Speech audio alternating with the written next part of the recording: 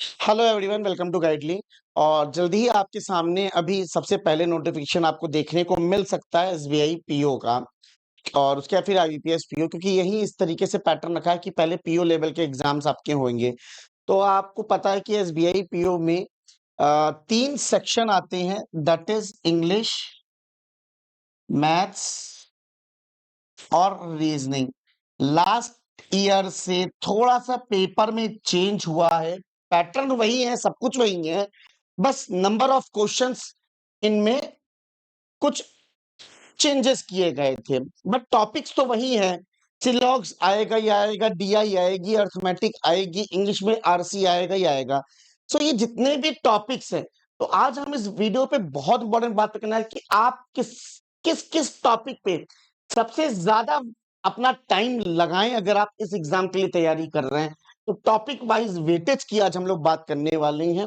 हर साल के कुछ ईयर्स के यहाँ पे टॉपिक्स रखे रहेंगे और हर ईयर में कितने नंबर ऑफ क्वेश्चंस पूछे गए हैं, हम उसका एनालिसिस लेकर आए हैं आपके सामने। तो सबसे पहले तो हम रीजनिंग एबिलिटी की बात कर लेते हैं। जो इंपॉर्टेंट टॉपिक्स हैं, आपको पता है पजल एंड सेटिंग अरेंजमेंट, और इसका मैंने एक रामबाण दे रखा है आप लोगों को, फ्री ऑफ कॉस्ट बता रहा हूं। बस यूट्यूब खोलोगे, वहां लिखोगे 500 पजल,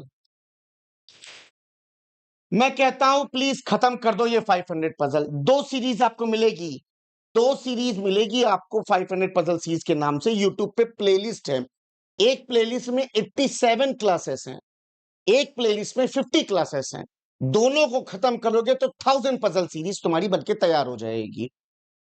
हाईएस्ट वेटेज हर साल रहा है, 15 से 33 क्वेश्चन पूछे गए, और 60 to 70% रीजनिंग सेक्शन का ये कंट्रीब्यूट करता है पजल एंड सेटिंग।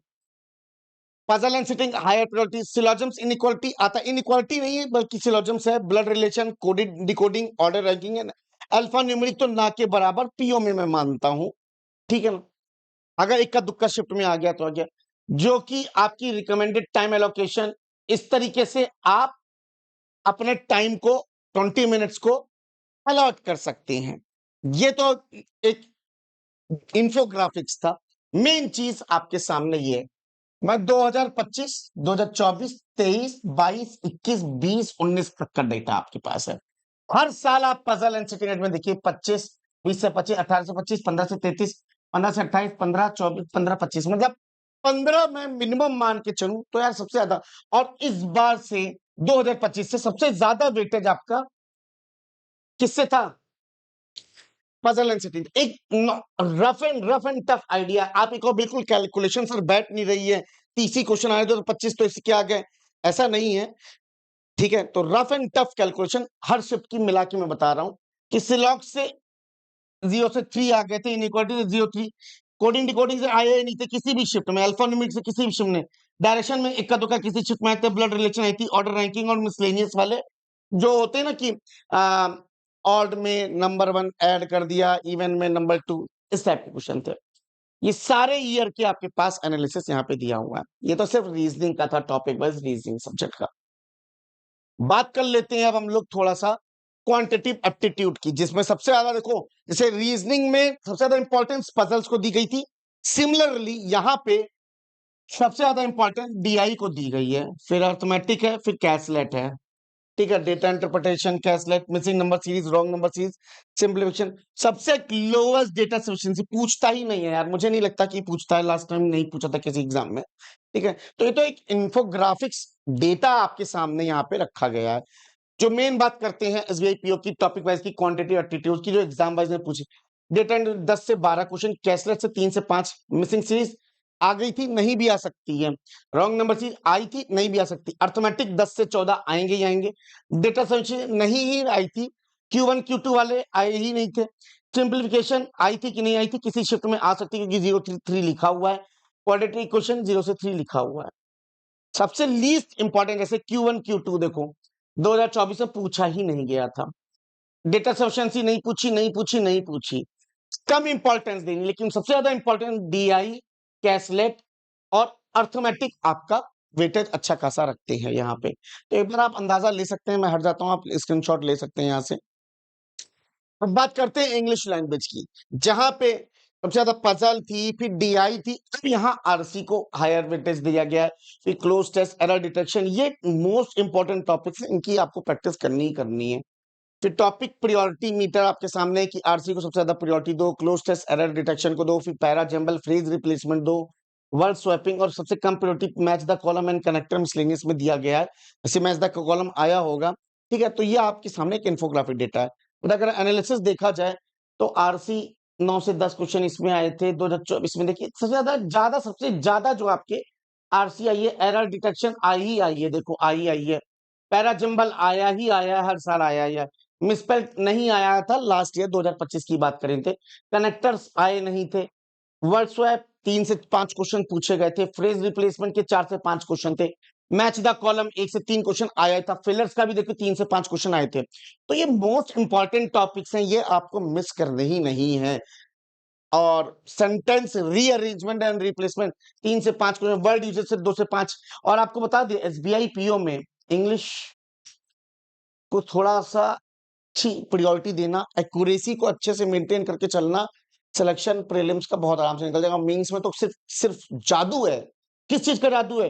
कि आपका कितना प्रैक्टिस है क्वेश्चन की पहचान का, कि ये क्वेश्चन हमारे लायक है कि नहीं, क्योंकि वहां हमें सारे क्वेश्चंस करने नहीं है। Selection of the question matters करता है किसी भी मेंस एग्जाम में। सिलेक्शन, आप किस क्वेश्चन को उठा रहे हैं सॉल्व करने के लिए, बात समझ रहे हैं?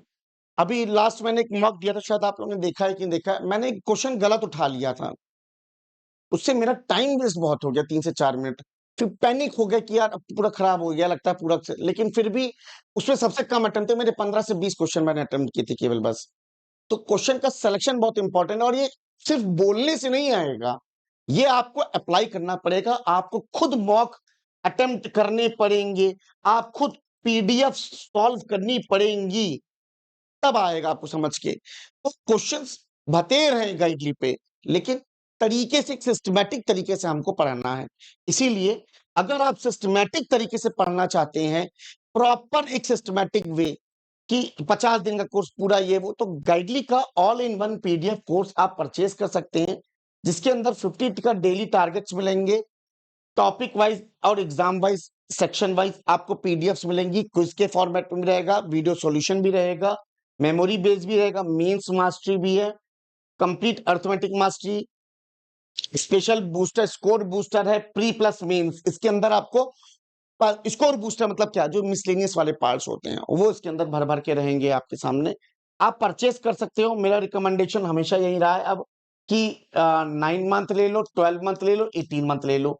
ऑलरेडी आपका महीना जनवरी चला गया, ये मैं जनवरी में आप कर सकते थे आप, लेकिन अब आप एकदम मिड में आ चुके हो, तो आप 9 मंथ का परचेस कर लो। कोड लगा लेना बंडल BUNDLE बंडल 12, और आपको अच्छा खासा डिस्काउंट मिल जाएगा। बाकी कोई भी डाउट होता है कमेंट सेक्शन में पूछ सकते हो बड़े आराम से, कि सर इस टॉपिक का आप बता दीजिए, इस टॉपिक कोई भी। बाकी साथ ही साथ मैं यूट्यूब पे, आपको पता है ही है, रोहित सर आपको यूट्यूब पे कल कल हम कराएंगे, मेरी नरसिम्हा सीरीज चल रही है। अब इस नरसिम्हा सीरीज के अंदर मैं क्या करवा रहा हूँ उस चीज को समझिए। इस मेरी 2-3 पजल्स की प्लेलिस्ट है, इसको मत भूलना। 500 पजल ये प्लेलिस्ट है, कंप्लीट कर लेना। साथ ही साथ अभी नई सीरीज चल रही है मेंस की, नर सिम्हा सीरीज,